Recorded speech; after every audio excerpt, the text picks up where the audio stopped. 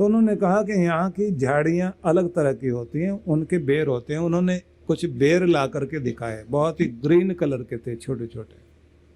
बोले जब पक जाते हैं इनका अपना एक प्रभाव है, ये संपूर्ण आहार भी है, रोग नाशक भी है और शक्ति देते हैं।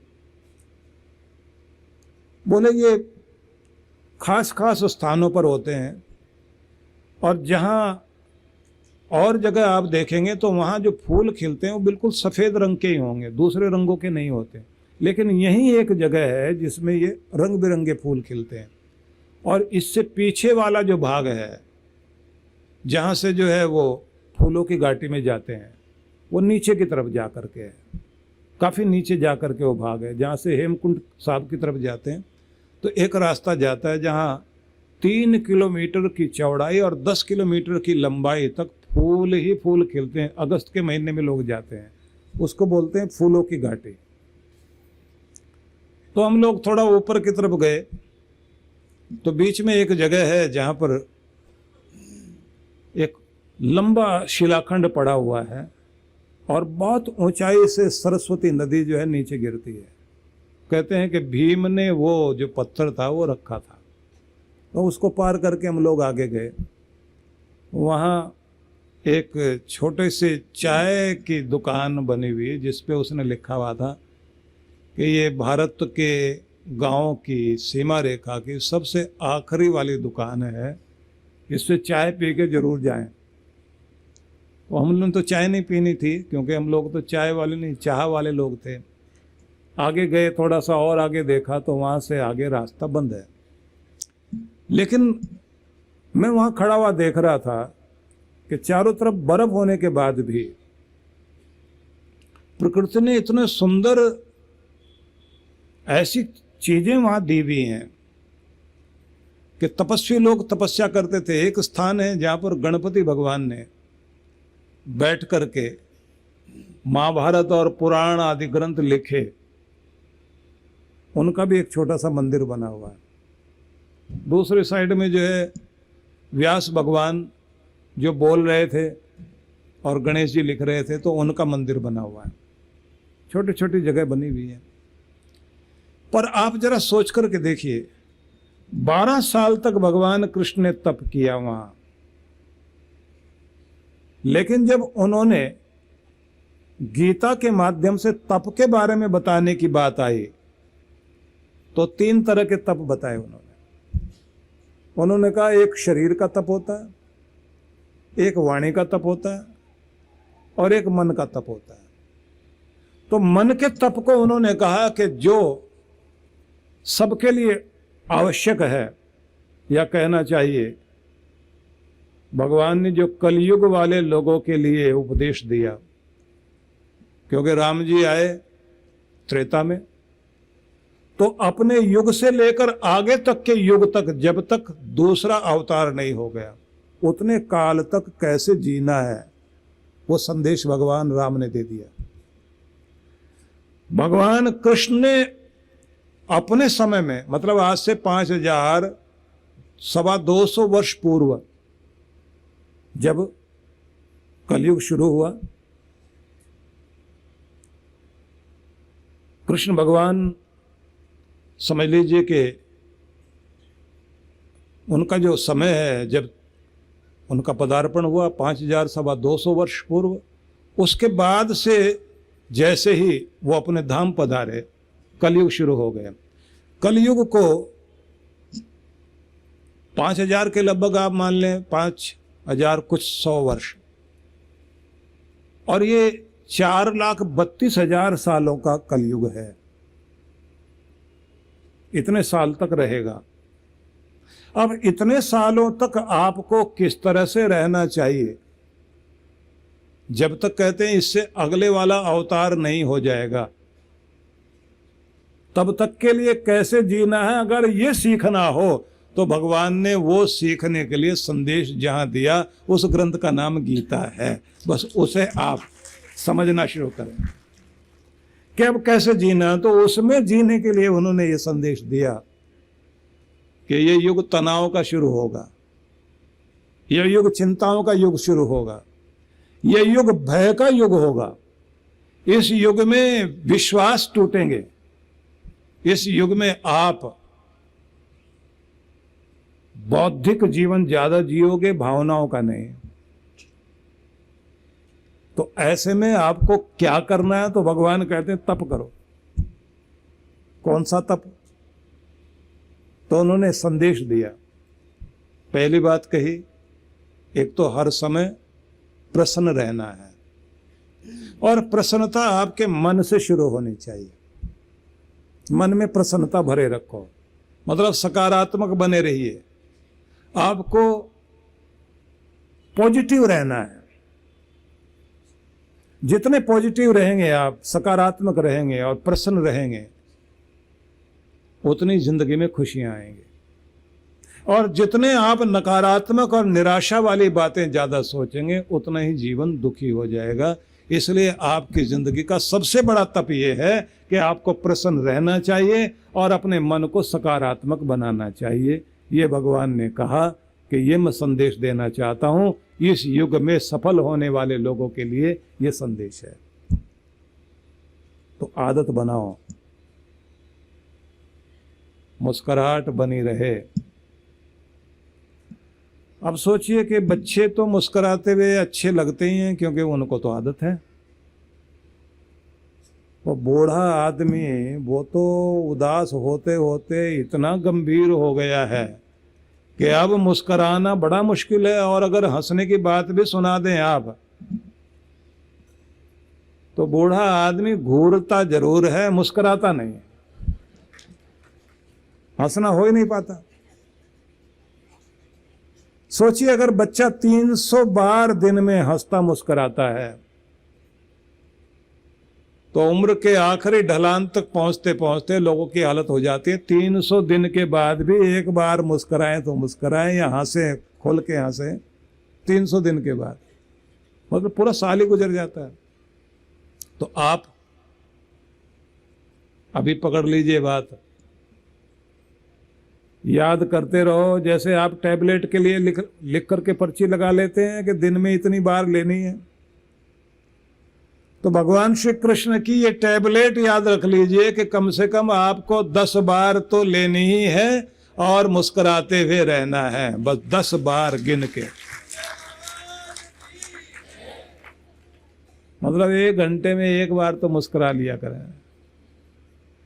जब आप शीशे के सामने जाते हैं तो अपना मुंह चिढ़ा के हंस लीजिए, कुछ भी बहाना हो, खुश रहना है। दूसरी बात, भगवान ये कहते हैं तुम्हारी मुस्कुराहट को छीनने के लिए लोग बैठे हैं, इसे छीनने मत देना। दूसरी बात कही है, तुम्हारी शांति, मौनम मनः प्रसाद सौम्यत्वम, शीतलता, शांति। तुम्हारी शांति भी छिन्न भिन्न करने के लिए दुनिया पूरी कोशिश करती है, गायब मत होने देना। ये दौलत है आपकी। भगवान ने दौलत देकर भेजा आपको। पहली तो दौलत दी मुस्कुराहट की, दूसरी दौलत दी शांति की। बच्चे शांत हैं अंदर से और बाहर से कर्म में लगे हुए दिखाई देते हैं, दौड़ते भागते दिखाई देते हैं, लेकिन इतने शांत के जैसे कुछ खाया पिया, एकदम आंखें बंद की और सो गए। आपको तो कहीं करवट बदलनी पड़ती, तब जाके तो नींद आती है। तो शांति छीनना चाहती है दुनिया, ये दौलत दी भगवान ने। कहते हैं अपनी दौलत को संभाल के रखो। तीसरी बात कही, मौनम आत्मनिग्रह, तुम्हारे अंदर का मौन, वो जो साइलेंस है, वो जो खामोशी है, उसे भी दुनिया छीनने में लगी रहती है। इतनी बातें अंदर घूमती हैं, उसे बनाए रखिए। ध्यान में यही एक कमाल की चीज होती है। अपने मन को आप निर्विचार बना लीजिए और उसके बाद आप वहां पहुंच जाते हैं जहां से दुनिया दूर रह जाती है। दुनिया के मालिक का साम्राज्य शुरू हो जाता है, परमात्मा का साम्राज्य आपके अंदर है। अपने मौन में उतरना सीखिए।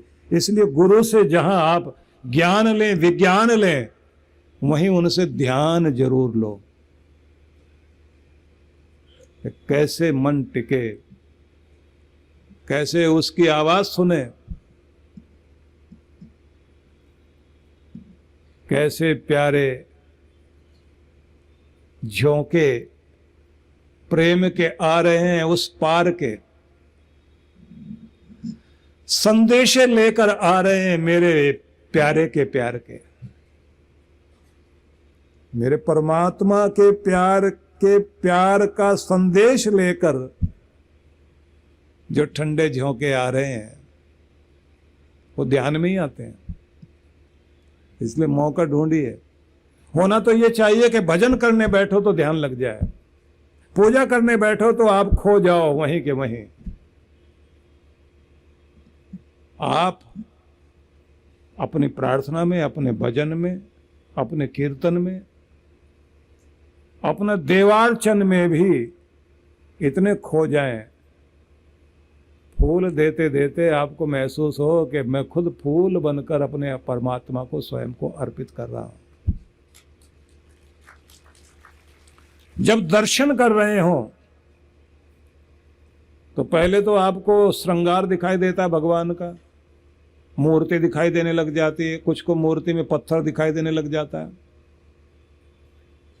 जब आपको श्रृंगार भी, मूर्ति भी आंखों से गायब हो जाए और साक्षात भगवान सामने महसूस होने लग जाए तो समझ लेना चाहिए दर्शन शुरू हो गया है। फिर तो आप बात करने लग जाते हैं, मन ही मन बात करने लग जाते हैं, और फिर उधर से डांट और कभी प्यार दोनों मिल रहा होता है, और कभी वरदान भी मिल रहा होता है। आपको लगता है आज भगवान बहुत प्रसन्न है और आशीर्वाद दे रहे हैं, बेटा तेरा काम जरूर होगा, तो चिंता मत कर, मैं हूं ना, ऐसा महसूस होने लग जाता है।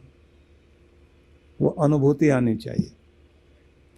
तो इसलिए समय पूरा हो गया, तो मैं आपको जल्दी जल्दी में ये याद कराना चाहता हूं कि जहां कृष्ण है और जहां अर्जुन है, जहां ब्रह्म है और जहां छत्र है, जहां ज्ञान है और कर्म है, जहां युक्ति है और शौर्य है,